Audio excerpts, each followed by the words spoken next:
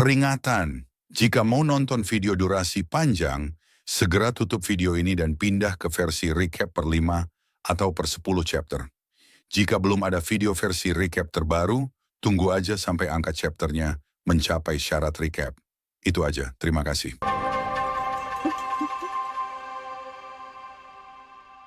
Halo semuanya, selamat datang di channel Error. Kali ini, gue akan menceritakan lanjutan dari komik Freezing the World, I Built a Doomsday Safe House, Chapter 569 sampai chapter 571.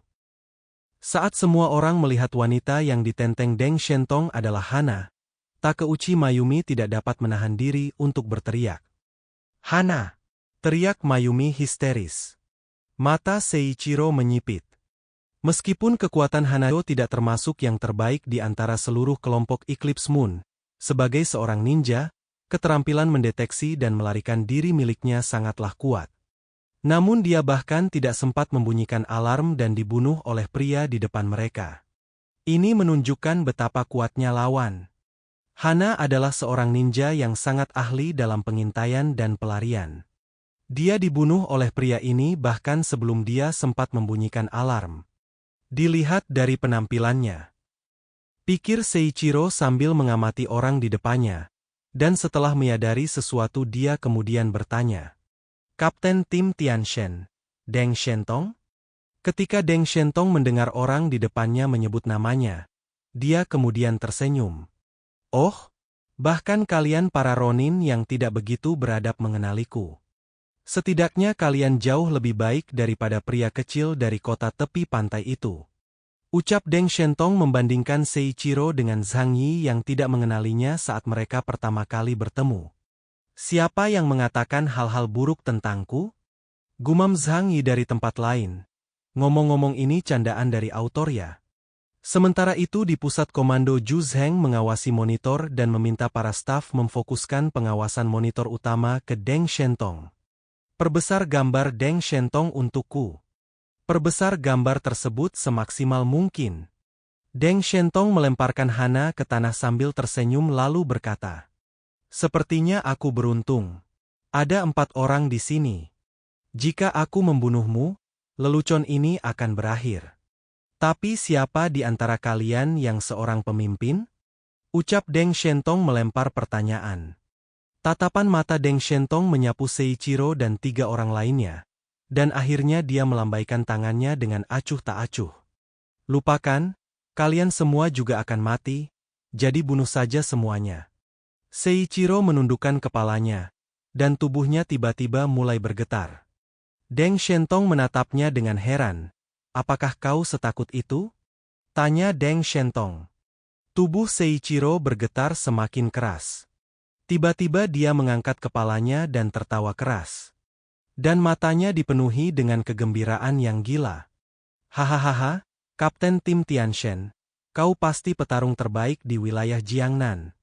Selama aku membunuhmu, para idiot di wilayah Jiangnan itu tidak akan pernah menggangguku lagi." Seiichiro menatap Deng Shentong. "Hari ini, kau akan mati di sini," kata Seiichiro dengan wajah mengerikan. Tanpa perlu berkata diberitahu Seiichiro, Satoru langsung berlari menghampiri dan membantu Takeuchi Mayumi berdiri. Setelah itu dia membawanya bersembunyi. Karena tidak mereka berdua bukanlah mutan tipe petarung, dan mereka tidak memenuhi syarat untuk berpartisipasi dalam pertempuran tingkat kapten pemimpin ini. Dengan kekuatan Seiichiro dan Deng Shentong, meski ada sedikit percikan serangan, mereka bisa terbunuh seketika. "Diam, jangan bicara, jika tidak, kita akan mati terkena serangan 2 orang itu," ucap Satoru memperingatkan Mayumi. "Oke, aku mengerti," jawab Mayumi mengerti. Saat yang sama di area barat, Bai Chunyu, Li Taichang dan Luo Tianxiang berhadapan dengan Daiko Yanjin, Sakuraba Yoshimitsu dan Kurosawa Akiga. Bai Chunyu menyingkirkan senyum di wajahnya. Ekspresinya sangat dingin. "Ayo selesaikan, kita tidak bisa membuang waktu di sini." Begitu dia selesai bicara, seluruh pribadinya tiba-tiba menjadi ilusi, dan kemudian dengan sangat tiba-tiba, tubuhnya mulai hancur, tidak runtuh. tetapi berubah menjadi butiran-butiran salju putih yang tak terhitung jumlahnya. Snowdrift, gumam Bai Chunyu sebelum menghilang. Saat Bai Chunyu berubah, suhu udara di sekitarnya tampak turun beberapa derajat. Bahkan salju yang turun di langit menjadi semakin padat, menutupi seluruh medan perang. Lenyap, gumam Daiko Yanjin, dia menyipitkan matanya dan melihat sekelilingnya dengan cermat. Tidak, dia ada di sini, jawab Kurosawa. Tiba-tiba, dari 3 arah, sekelompok besar badai salju datang ke arah Daiko Yanjin. Datang, gumam Daiko Yanjin menyadari ada serangan yang datang ke arahnya. Lalu badai salju datang di depannya dan menenggelamkannya. Kepingan salju yang awalnya lembut dan putih berubah menjadi bilah yang sangat tajam. Dan pisau terbang bermata 6 yang tak terhitung jumlahnya mulai memotong dengan kejam tubuh Daiko Yanjin. Luka-luka kecil muncul di sekujur tubuhnya dan darah mengalir keluar. Perasaan itu sama saja dengan terpotong-potong. Bahkan tubuh sekuat baja dan tulang besi tidak dapat menahan serangan sekuat itu. Ada ekspresi kesakitan di wajah Daiko Yanjin. Keluar kau! Sial! Teriak Daiko Yanjin. Dia dengan panik mengayunkan pemotong capung di tangannya. Tetapi tidak peduli seberapa kuat dia dan seberapa tajam senjatanya. Dia tetap tidak dapat menghancurkan ribuan kepingan salju. Daiko Yanjin mendengar suara dingin Bai Chunyu bergema di sekelilingnya. Seberapa kuatnya pun kamu, apa kau bisa memecahkan kepingan salju? Namun dengan serangan itu saja tidak akan bisa membunuh Daiko Yanjin. Lalu apa? Kau tidak bisa membunuhku sekarang. Teriak Daiko Yanjin. Belum tentu, jawab Bai Chunyu merespon. Apa? Teriak Daiko Yanjin terkejut. Saat Daiko Yanjin ingin bicara lagi, tiba-tiba, sebuah lubang muncul di dinding salju di depannya. Mengenakan baju besi berat dan memegang jangkar besar, Li Taichang bergegas seperti titan humanoid. Jangkar di tangannya diarahkan ke kepalanya. Dengan cepat Daiko Yanjin menahan serangan itu dengan gagang tombaknya. Daiko Yanjin memperlihatkan taring putihnya dan menatap mata Li Taichang sambil tersenyum liar. Lumayan, ini menarik. Sombong, jawab Li Taichang singkat. Dia saat yang sama serangan Bai Chunyu tidak melambat sama sekali, dan terus menyerang tubuh Daiko Yanjin dengan salju beterbangan yang tak terhitung jumlahnya. Tidak peduli seberapa keras badan baja Daiko Yanjin, ia tidak dapat menahan kepingan salju setajam pisau bedahnya yang memotong puluhan ribu kali per detik. Namun, Daiko Yanjin tidak berjuang sendirian. Setelah melihat ini, Sakuraba Yoshimitsu dan Kurosawa akhirnya segera mengambil tindakan untuk mendukungnya. Sakuraba Yoshimitsu memegang pergelangan tangan kanannya dengan tangan kirinya, dan membuka kelima jari tangan kanannya dan mengarahkannya ke Daiko Yanjin. Medan gravitasi. Ucapnya mengaktifkan kemampuannya. Ngomong-ngomong gue ketukar nama orang, Sakuraba Yoshimitsu sama Kurosawa Akira. Habisnya gak dikasih perkenalan kek Daiko Yanjin delel. Gelombang kejut tak kasat mata dilepaskan seketika. Sekarang bagaimana kau akan menggunakan kepingan salju MU? Ucap Daiko Yanjin mengahami Pri Bai Chunyu yang tertunduk ke tanah karena kemampuan gravitasi. Namun bagi Daiko Yanjin yang kuat, tingkat medan gravitasi ini tidak menimbulkan rasa sakit ataupun gatal. Lawanmu adalah aku, kata Li Taichang berusaha berdiri dan melawan tekanan gravitasi. Kemudian chapter 569 sampai chapter 570 pun berakhir. Acanda guys, ayo lanjut. Daiko Yanjin menyeringai, tentu saja dia tidak akan melewatkan kesempatan ini. Kesempatan di mana Bai Chunyu dan Li Taichang tertekan tekanan gravitasi dan tidak bisa bergerak bebas. Dia mengayunkan tombak di tangannya dan menargetkan kepala Li Taichang. Terima ini, teriak Daiko Yanjin, menerjang Li Taichang. Li Taichang mengenakan baju besi yang berat, tetapi kecepatan geraknya tidak lambat sama sekali dan menghindar dengan cepat dari serangan di bawah medan gravitasi. Dahulu, ia juga merupakan seorang seniman bela diri kelas 1 Tiongkok dan ahli dalam menggunakan palu meteor. Setelah memperoleh kekuatan super, Kekurangan fisiknya tertutupi dan benar-benar membuatnya menjadi mutan yang kuat. Aku unggul dalam teknik dan kau unggul dalam kekuatan. Ucap Li Taichang membanggakan diri. Di saat Li Taichang sedang bertarung dengan Daikou Yanjin, Bai Chunyu menggunakan kesempatan ini untuk meminta bantuan Luo Tianxiang untuk menghadapi Sakuraba Yoshimitsu. Bantu aku membunuh orang yang mengendalikan gravitasi terlebih dulu. Mengerti? Jawab Luo Tianxiang. Elang petir gunung salju. Hauke! Teriaknya sambil melompat. Ia menendang tanah dengan kakinya, dan seluruh tubuhnya terangkat ke langit. Di udara, ia menumbuhkan sepasang sayap besar dan terbang ke arah Sakuraba Yoshimitsu. Luo Tianxiang dengan cepat terbang ratusan meter ke udara. Bahkan pada jarak yang begitu jauh, dia bisa melihat segala sesuatu di tanah dengan jelas. Dia mengunci posisi Yoshimitsu Sakuraba, membuka mulutnya dan menyemburkan petir putih yang menyambar seperti pedang tajam. Namun serangan itu berhasil dihindari Yoshimitsu Sakuraba. Luo Tianxiang terbang tinggi di udara, ia memandang bumi bagaikan seorang raja. Dari jarak ini, hampir tidak ada seorang pun yang dapat menyerangnya. Thunderfall. Ucap Luo Tianxiang lalu ratusan petir menyambar-nyambar di sekitarnya. Namun pada saat yang sama, Kurosawa Akira mengangkat meriam tangan hitam besar di lengan kanannya lalu berkata, "Saatnya berburu." Akira Kurosawa mengangkat meriam tangannya dan mengarahkannya ke Luo Tianxiang di udara. Dia menarik pelatuknya tanpa ragu-ragu, dan seberkas cahaya kuning melesat ke langit, berubah menjadi seberkas cahaya terang, dan langsung tiba di depan Luo Tianxiang. Luo Tianxiang berbalik dan menghindari serangan Kurosawa Akira di udara. Ketika Bai Chunyu melihat ini, dia hendak berubah menjadi kepingan salju dan pergi membantu. Seketika tiba-tiba dia mendengar teriakan minta tolong datang dari belakangnya. "Wakil Kapten, kemarilah dan bantu aku," teriak Li Taichang. "Wakil Kapten," teriaknya lagi. Hanya dalam 10 detik, pertempuran antara Daikou Yanjin dan Li Taichang telah dilakukan ratusan kali. Metode serangan Daikou Yanjin sangat sederhana dan kasar. Dia hanya bergegas menghampiri Li Taichang dan memaksa Li Taichang beradu kekuatan dengannya. Pukulan tombak yang berat dan tajam terus mengenai tangannya. Itu jelas senjata tajam, tetapi dia menggunakannya seperti senjata tumpul.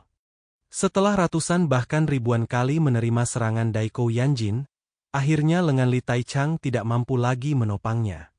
Satu kekuatan dapat mengalahkan 10 keterampilan. Kau paham? Kata Daikou Yanjin dengan bangga. "Wakil Kapten," teriak Li Taichang memanggil Bai Chunyu. Namun, Daikou Yanjin tidak punya niat untuk berhenti. Melihat pria di depannya yang mengenakan baju besi berat dan berjuang untuk menopang dirinya sendiri, emosi yang hebat muncul di dalam hatinya. Dia akan menghancurkan pengecut yang bersembunyi di balik baju besi di depannya menjadi bubur hidup. Tanpa Daikou Yanjin sadari kakinya telah terikat rantai milik Li Taichang. Dengan cepat Li Taichang kemudian menariknya hingga membuat Daikou Yanjin jatuh. Namun Li Taichang mengetahui yang dia lakukan itu tidak akan membuat Daikou Yanjin mati. Tapi setidaknya itu bisa menahannya. Melihat ini, Bai Chunyu berkata kepada Luo Tianxiang, "Kau tahan 2 orang di belakang, aku akan membantu Li Taichang menghadapi orang besar itu." "Baiklah, serahkan padaku," ucap Luo Tianxiang merespon. Luo Tianxiang menatap ke bawah ke tanah dari ketinggian beberapa ratus meter. Dan puluhan petir melesat keluar dari antara cakarnya yang besar, menembaki Kurosawa Akira dan Sakuraba Yoshimitsu. Li Taichang dikalahkan oleh Daikou Yanjin secara langsung, jadi dia hanya bisa menggunakan keahliannya untuk bergerak dan menunda waktu, lalu berteriak kepada Bai Chunyu untuk meminta bantuan. Melihat ini, Bai Chunyu tidak punya pilihan selain berbalik dan bekerja sama dengannya untuk menyerang Daikou Yanjin. Bai Chunyu berubah menjadi puluhan juta, dan bahkan memecahkan beberapa kepingan salju tidak akan berdampak banyak padanya. Lalu menyerang Daikou Yanjin. Karena kekuatan dan karakteristik transformasi tipe orc, Daikou Yanjin tidak dapat mengenakan baju besi, sehingga kulitnya terekspos. Diserang oleh Bai Chunyu dalam waktu yang lama bagaikan diiris dengan pisau tumpul. Cepat atau lambat, dia akan kehabisan darah sampai mati. Namun kali ini, Daikou Yanjin tidak panik dengan serangan Bai Chunyu. Dia memutar tombaknya seperti kincir angin, lalu membentuk pusaran angin besar di sekujur tubuhnya.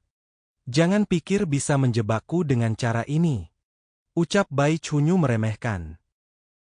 Bai Chunyu berubah menjadi ribuan kepingan salju dan terseret oleh pusaran angin, dan benar-benar kehilangan kemampuan untuk bergerak. "Sial! Sialan!" teriak Bai Chunyu akhirnya panik. Bai Chunyu terseret pusaran angin itu dan terkumpul dan membentuk salju yang terjebak pusaran angin. Daikou Yanjin melompat tinggi, lalu membanting es besar berbentuk siklon itu ke kedalaman bumi dengan satu tamparan. Lalu ia menghentakkan kaki kirinya dengan keras. Bumi berguncang hebat, tanah dan batu-batu pun runtuh sampai membuat Bai Chunyu kehilangan kesadaran. Meskipun dia tidak mati, namun untuk sementara dia tidak akan melakukan apa-apa. Melihat pemandangan ini, Luo Tianxiang dan Li Taichang sedikit panik. Bai Chunyu adalah kekuatan utama di antara mereka bertiga. Sekarang Bai Chunyu kehilangan kesadaran, mereka berdua jelas memiliki kekurangan besar dalam efektivitas tempur. Jadi Luo Tianxiang harus mengubah target serangannya. Selanjutnya, giliran MU, ucap Daikou Yanjin melirik Li Taichang. Di saat yang sama Luo Tianxiang sudah berniat memirang Daikou Yanjin. Dia berputar cepat di udara, lalu menyerbu ke arah Daikou Yanjin, menyemburkan kilatan petir tajam dari mulut dan cakarnya, membidik tubuh Daikou Yanjin. Kilatan petir jatuh langsung padanya dari langit, berkilauan dengan kilat. Tetapi sambaran petir yang menyambar tubuhnya tidak menimbulkan banyak kerusakan. Daikou Yanjin tersenyum dingin dan berkata, "Ini tidak cukup untuk menggelitikku." Setelah itu Daikou Yanjin mengangkat tombaknya, memusatkan semua kekuatannya ke dalam tombak, lalu mengayunkannya. Seketika Luo Tianxiang yang terbang di udara terbelah menjadi dua bagian, dan tentu saja mati. "Luo!" teriak Li Taichang penuh amarah. "Ah!" Li Taichang meraung marah, menyeret rantai, mengambil jangkar besar, lalu bergegas maju. Namun tanpa bantuan dua rekan setimnya, dia tidak berdaya. Daikou Yanjin menatapnya dengan merendahkan, matanya yang bersemangat bagaikan binatang buas yang telah bertemu mangsanya. Sudah lama sekali sejak terakhir kali dia berhadapan dengan mutan yang sudah ditingkatkan levelnya seperti ini. Musuh-musuh sebelumnya pasti akan dengan mudah dihancurkannya menjadi bola-bola dengan sangat cepat. Hanya Li Taichang yang mampu melawannya dalam jangka waktu tertentu. "Ayo, nak, coba kulihat seberapa lama kau bisa bertahan," ucap Daikou Yanjin bersiap menghadapi Li Taichang. Li Taichang berkeringat dingin di dahinya, tetapi saat ini dia tidak punya pilihan lain selain bertarung sampai mati. Dia menggertakkan giginya dan menyentuh sakelar di sarung tangannya dengan tangan kanannya. Seketika sebuah jarum pendek muncul dari perangkat pelindung di lengannya dan menusuk langsung ke kulitnya. Senyawa nomor 2 bisa mengeluarkan energi yang sangat besar dalam waktu yang singkat. Selama tahap uji coba obat, senyawa ini memiliki efek samping yang besar dan sebaiknya tidak digunakan kecuali jika terdesak. Alasan senyawa ini diberikan pada tim investigasi adalah untuk memungkinkan mereka menggunakannya dalam situasi putus asa. Dan bahkan jika ia selamat dari krisis saat itu, kemungkinan besar ia akan meninggal dalam waktu singkat. Namun, dia tidak terlalu peduli lagi. Senyawa nomor 2 dengan cepat memasuki darahnya dan mengalir melalui pembuluh darahnya. Rasa terbakar yang kuat muncul dari tubuh Li Taichang. Dia merasa seperti akan meledak. Kekuatan dahsyat semacam itu hampir membakarnya sampai mati. Dia harus segera menemukan tempat untuk melepaskan kekuatan ini. Daikou Yanjin melihat perubahan ini dalam dirinya, dan senyum di bibirnya menjadi semakin gembira. "Hei, jangan ikut campur, aku ingin melawannya 1 lawan 1. Kata Daikou Yanjin menghentikan rekan timnya yang berniat membantu setelah melihat perubahan Li Taichang. Li Taichang dan Daikou Yanjin berlari menerjang satu sama lain. Kemudian suara ledakan dahsyat dan benturan senjata bergema di seluruh langit. Di pusat komando tempur, wajah Zhu Zheng sangat muram, tim Tianshenku musnah sepenuhnya. Pikir Zhu Zheng setelah melihat kejadian itu di monitor pengawas. 3 menit kemudian, ketenangan kembali lagi. Kepala Luo Tianxiang dipegang oleh Yoshimitsu Sakuraba. Kehidupan dan kematian Bai Chunyu tidak diketahui. Li Taichang, di sisi lain, telah menghilang sepenuhnya. Yang tertinggal hanyalah baju zirahnya yang tebal dan tampak aneh, serta bunga-bunga darah yang berserakan di tanah. Ia menggunakan senyawa nomor 2 untuk terus menguji batas kemampuannya. Dan dalam pertarungan berintensitas tinggi ini, anggota tubuhnya cepat hancur. Sekarang, area utara dikalahkan sepenuhnya. Mata Daikou Yanjin sedikit kecewa. Cepat sekali selesai? Sayang sekali, sudah lama aku tidak merasa sebahagia ini. Penembak berat Kurosawa Akira di belakangnya berkata dengan tenang, hasil pertempuran telah ditentukan. Ramalan Nona Takeuchi tidak pernah salah. Di tepi area utara di mana tempat Zhang Yi berada. Zhang Yi sedang menerima informasi dari Zhu Zheng. Deng Shentong telah menyelinap ke markas besar kelompok-kelompok Eclipse Moon. Area barat telah sepenuhnya disapu bersih. Area utara harus bertahan untuk memberi Deng Shentong cukup waktu untuk membunuh pemimpin kelompok Eclipse Moon. Mendengar itu membuat Zhang Yi berpikir. 2 kekuatan yang bertabrakan itu seharusnya berasal dari Deng Shentong dan pemimpin kelompok Eclipse Moon, bukan? Haruskah aku pergi dan memberikan dukungan sekarang? Rupanya Zhang Yi merasakan tabrakan kekuatan yang mereka keluarkan dan berniat menghampiri mereka. Lupakan. Jika orang-orang dari markas besar kelompok Eclipse Moon mampu menahanku, semua akan sia-sia. Aku bisa menggunakan Deng Shentong sebagai umpan untuk menguji kekuatan pemimpin tim mereka. Sambil memikirkan dia berlari ke area utara. Sementara itu di area utara situasinya terbalik. Liao Honglei yang melihat Feng Huangyuan muncul di medan perang, dengan semangat juang yang bangga di wajahnya. Om Yoji Master? Menarik. Kau mencuri metode-metode yang tidak lazim dari Tiongkok dan sekarang kau menggunakannya untuk melawanku. Apa kau benar-benar berpikir kau bisa menang? Feng Huangyuan secara alami dapat memahami ejekan Liao Honglei kepadanya melalui fungsi penerjemahan dipakainya. Senyum sinis tersungging di bibirnya. Aku ingat pepatah lama dari negara MU, Tiongkok. Seorang murid tidak perlu lebih rendah dari gurunya, dan seorang guru tidak perlu lebih baik dari muridnya. Tampaknya kalian semua lupa kalimat ini. Dia menatap Liao Honglei dan berkata kata demi kata. Kami punya yang lebih baik. Liao Honglei tiba-tiba bergerak ketika dia berbicara. Kalau begitu biarkan aku melihatnya. Dia secepat kilat, menundukkan tubuhnya, dan bergegas menuju Feng Huangyuan. Namun Feng Huangyuan hanya melambaikan tangan kanannya, dan kera raksasa berdiri di depannya, menghalangi jalan Liao Honglei. Pada saat yang sama, anjing iblis berkepala 3 menyerang Liao Honglei dari arah lain. Anjing berkepala 3 dan kera raksasa sepertinya merupakan shikigami jarak dekat.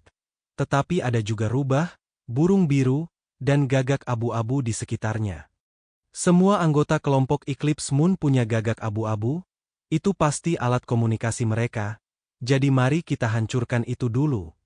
Liao Honglei pada dasarnya membuat penilaian dalam pikirannya. Dia bereaksi sangat cepat dan meninju kera raksasa di depannya. Kekuatan pukulan Liao Honglei mengirimkan riak-riak yang menggemparkan melalui udara. Di dalam tubuh besar kera itu, gelombang tak terlihat perlahan muncul, langsung merobek lubang besar di perutnya. Namun seketika, cahaya keemasan muncul dari luka kera raksasa, memperbaiki kera raksasa menjadi utuh seperti sebelumnya.